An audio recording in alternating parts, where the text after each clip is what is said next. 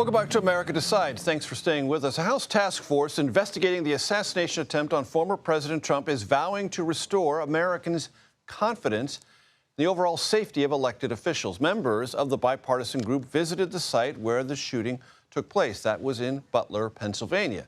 And the heads of the task force reaffirmed their mission to get to answers about that shooting. There's not one person on this conference that's identifying just as a Republican or a Democrat. We're identifying as members of Congress on a task force with a task to restore the faith and trust and confidence the American people have to have in our system.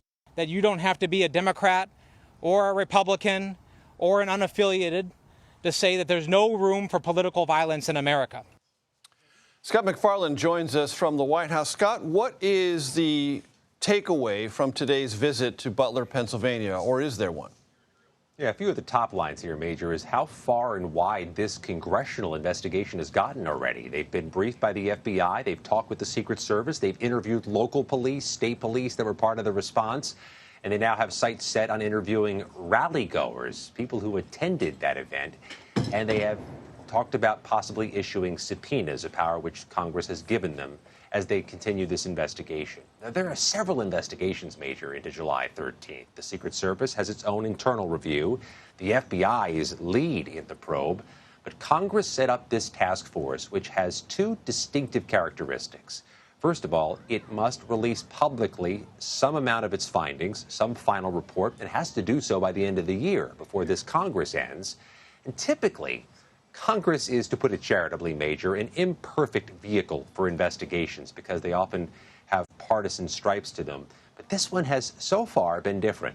The group that spoke before reporters in Butler, Pennsylvania today had Democrats and Republicans working collaboratively, speaking collaboratively, congenially, and they, at this point, have given off the image of a true bipartisan commission. What are they still curious about, Scott? What are the questions they're looking for answers to?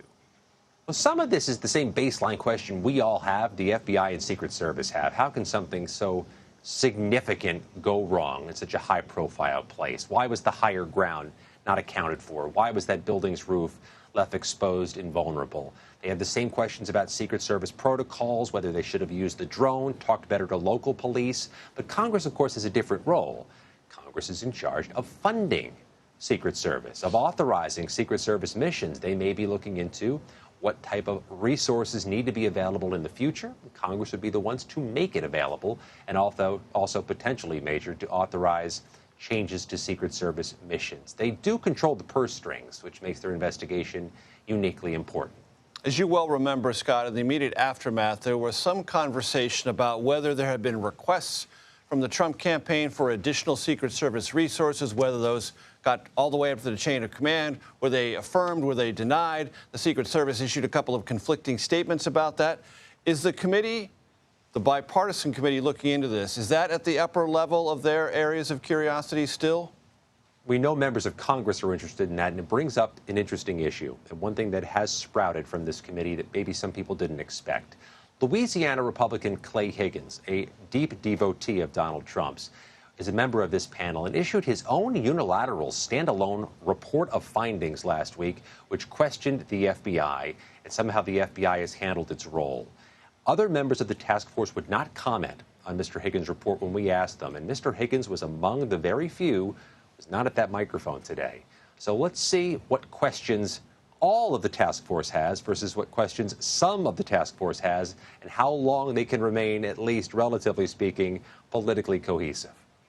And just to double back on this, Scott, the intent is to have something for the public to consume by the end of this calendar year?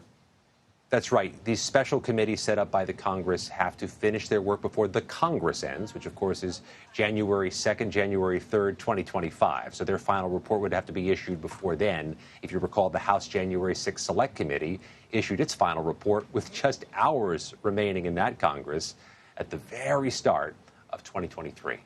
Scott, before I let you go, the Secret Service has placed at least 5 agents who were there on Butler, Pennsylvania on administrative leave.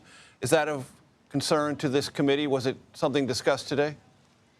It's a concern among some Republicans in Congress who say that if it's going to be administrative leave, if there's going to be some action taken against those responsible or those under review for being responsible for July 13th, that should have happened immediately. It should have happened promptly, not 6 weeks later. Haven't heard a lot of criticisms from Congress that anybody would be put on administrative leave during a review. Scott MacFarlane at the White House with all the details. Thank you so very much.